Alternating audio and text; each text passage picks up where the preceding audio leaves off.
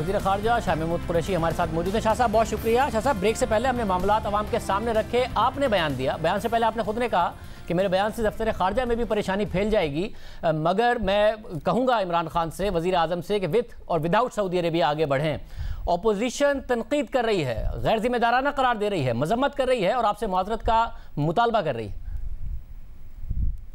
मैं समझता हूँ कि ऑपोजिशन उस बयान को उस तनाजुर में समझ नहीं रही और वो इस पे पॉलिटिकल पॉइंट स्कोरिंग कर रही है। देखिए, एक तरफ ऑपोजिशन बारहा तकाजा करती है कि हमें कश्मीर के इशू को हर मुनासिब फोरम पर उठाना चाहिए।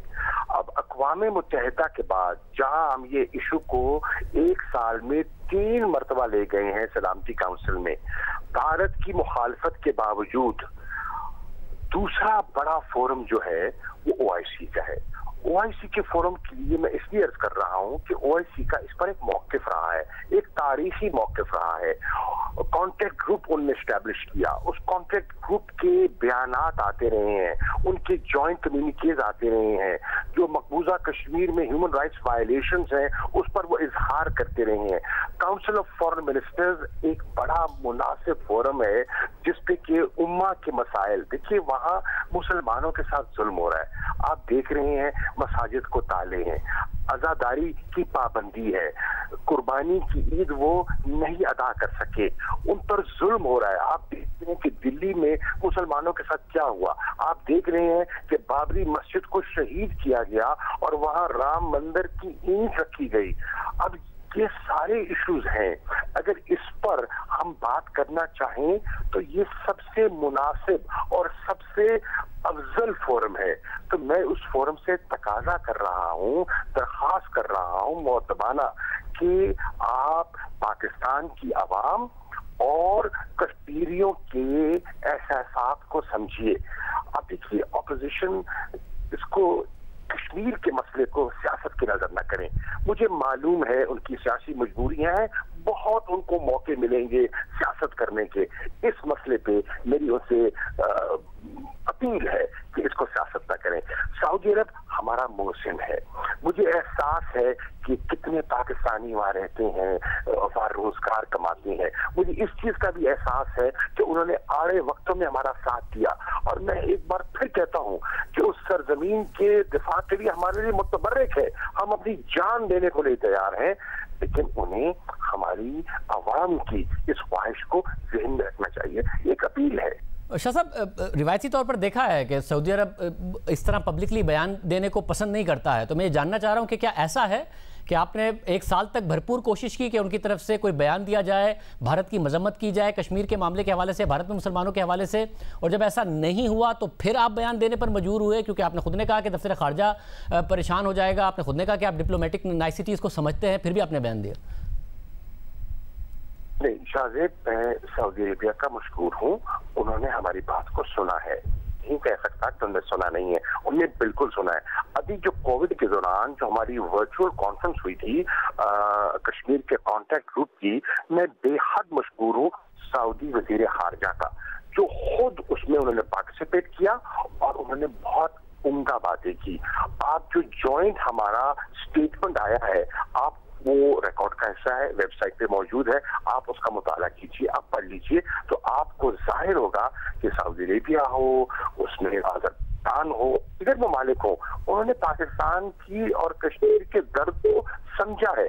मेरी उनसे गुजारिश ये है, और मैं उनसे कहता रहा हूँ कि काउंसिल ऑफ फॉरेन मिनिस्टर्स का इजलास इसके लिए एक मौजू मुनासिब फोरम होगा। उनकी तजवीज भी आई थी कि का इजलास बुला लेते हैं, और सऊदी फॉरेन मिनिस्टर ने मुझे कोई तजवीज पेश की थी, मिनिस्टर साहब को भी तजवीज पेश की थी, हमने कहा बहुत मोहतरम है ये उनका फैसला, लेकिन जो इम्पैक्ट सफारती दुनिया में काउंसिल ऑफ फॉरेन मिनिस्टर्स का होगा वो उसका नहीं होगा। तो मेरी उनसे गुजारिश है, उनका हमदर्दाना रवैया था, मैं समझता हूं कि एक साल में हालात बिगड़े हैं। मेरी आज, मैं आपको अर्ज करता चलूं आपके प्रोग्राम पर, मेरी आज मुफस्सल सेक्रेटरी ऑफ स्टेट पोम्पियो से बात हुई है। मैंने पोम्पियो से जिक्र किया है कि एक साल में मकबूजा कश्मीर, जम्मू कश्मीर की सूरत हाल किस तरह बिगड़ी है। आज मेरी 5:15 बजे पाकिस्तान टाइम उनसे बात हुई है और मैंने सारे हालात उनके सामने रखे और अपनी तशवीश का इजहार किया कि किस तरह भारत की हरकतों से, उनके इलीगल यूनिलैटरल एक्शन से ये पूरा इलाका जो है, पूरा खित्ता जो है वो गैर महफूज हो गया है। पुराना हादसा, कोई फ्लैश पॉइंट, अपना कोई फॉल्स फ्लैग ऑपरेशन होता है तो वो अनफोर्सीन उसके कॉन्सिक्वेंसेस हो सकते हैं। उन्होंने मेरी बात को बहुत अच्छे तरीके से सुना और कहा कि हम उनसे बात करेंगे, हम चाहते हैं कि पुरअमन तरीके से गुफ्तो शनीद से मामला हल हो। तो मैंने कहा गुफ्तो शनीद से इनकार कौन कर रहा है? बायलैटरलिज्म को दफन किसने किया है? यूनिलैटरल एक्शन किसने लिया है? ये चीजें समझने वाली हैं। सब ज़ाहिर अमेरिका की तरफ से बयानात दिए गए। सर ट्रंप ने भी कहा था मीडिएशन के लिए तैयार हैं, भारत नहीं मानता, अमेरिका ने भी कुछ नहीं किया। आपने कहा कि आंख बिचौली से बाहर निकले हैं। आपने सऊदी अरब के हवाले से ये भी कहा कि आपने तकाजा किया, मलेशिया के हवाले से हमने पूरा किया, अब मुस्लिम उम्मा आपसे तकाजा कर रही है। तो क्या ऐसी वजह थी, आपको लगता है कि वो किरदार अदा नहीं किया जा रहा जिसकी वजह से आपको मीडिया पर बयान देना पड़ा? नहीं, उन्होंने कुछ वक्त मांगा था और हम उसको समझते हैं। हम समझते हैं कि सऊदी अरेबिया की जो अहमियत है, उनका जो वजन है वो बहुत है और अगर वो हमारे पलड़े में पड़ जाता है तो ओआईसी का इजलास जो है बड़ा मुनासिब और बड़ा दुरुस्त हो सकता है। देखिए, उनका एक वकार है, उम्मा में उनकी बेपना इज्जत है और हम चाह रहे हैं कि इस वक्त जो मकबूजा कश्मीर का कश्मीरी है, देखिए मुझे अफसोस हो रहा है, मुझे आज जो एहसन इकबाल के ट्वीट्स थे, मुझे देखकर पढ़कर मुझे हैरत भी हुई, अफसोस भी हुआ कि वो सियासत कोई अपनी सियासत की कश्मीर के कौज को नजर कर रहे हैं। मुझे हैरानी हुई। जाहिर है बहुत हसास मामला है, ऑपोजिशन को इस पर बिल्कुल सियासत नहीं करनी चाहिए, मगर जब उन्होंने, आप खुद कह रहे हैं उन्होंने टाइम मांगा था, तो क्या वो टाइम निकल चुका था? क्योंकि फिर आपने पब्लिकली बयान दिया, उसके जवाब में ऑपोजिशन ये बात कर रही है।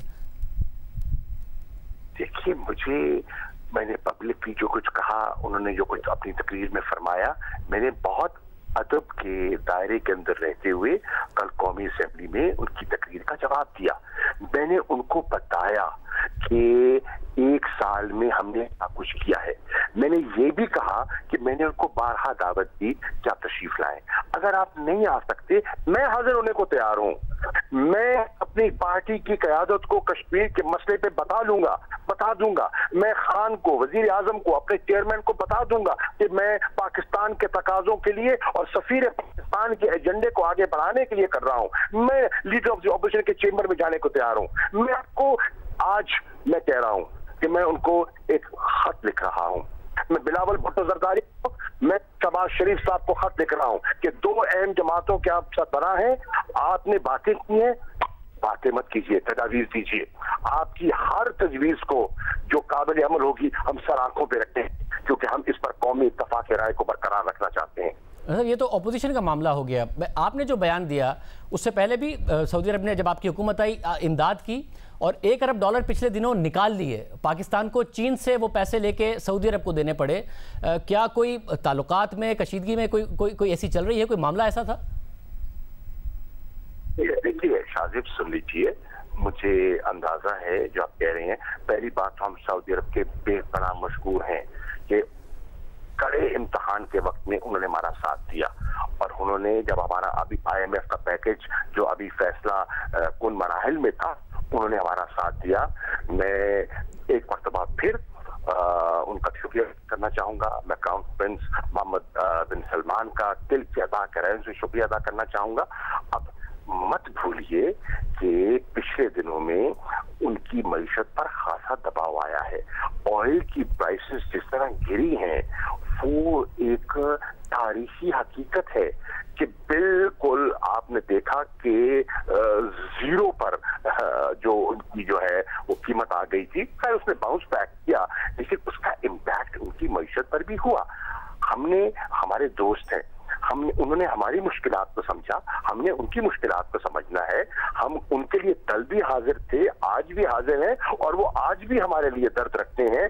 पाकिस्तानियों की मोहब्बत को वो समझते हैं, उस पट्टी से, उस धरती पे जो हमारी मोहब्बत किसी से पोशीदा नहीं है। शाह साहब, $1 अरब इन मुआशी हालात में भी सऊदी अरब के लिए मसला नहीं है। उनकी मुख्तलिफ दुनिया की ट्रेजरीज में इन्वेस्टमेंट है जो 1% भी रिटर्न नहीं दे रही हैं। पाकिस्तान 3.25% की शरह सूद पर पाकिस्तान ने वो पैसे लिए हुए थे, उसके बावजूद सऊदी अरब ने इन मुश्किल हालात में वापस निकाल लिए। तो मैं जानना चाह रहा हूँ कि कोई नाराज़गी आपके बयान से पहले तो नहीं थी, और क्या आपके बयान के बाद भी कोई कशीदगी या नाराज़गी तो नहीं हुई मजीद? कोई कशीदगी नहीं है, मैं बरबला कह रहा हूँ, हमारे ताल्लुकात बहुत उम्दा हैं, ठोस हैं, और इंशाल्लाह रहेंगे। जिनके साथ आपके ताल्लुकात अच्छे होते हैं और आप अपनी एक कर्ब में होते हैं, सूरत ऐसी होती है कि 1 साल वहां जुल्म बर्पा किया गया, वहां नौजवान बच्चों को वहां ज़िबा किया गया, उनके लाशें जो हैं उनके वरसा को नहीं दिए गए, वहां इज्तिमाई ज्यादतियां की गई, और उसके लिए एक अपने भाई को, वो एक दर्द रखने वाले को अगर इंसान तकाजा करता है तो अपना समझ के करता है, परायों के सामने आती बात नहीं करता, अपनों से मुतालबा करता है, गैरों से नहीं करता। सऊदी अरब अपना है, हमारी मोहब्बत का रिश्ता है, हमारे तारीखी ताल्लुकात है, उसकी बुनियाद पर मैंने बात की है। बहुत शुक्रिया। शाह महमूद कुरैशी साहब, वज़ीर ख़ारजा पाकिस्तान, हमारे साथ मौजूद थे।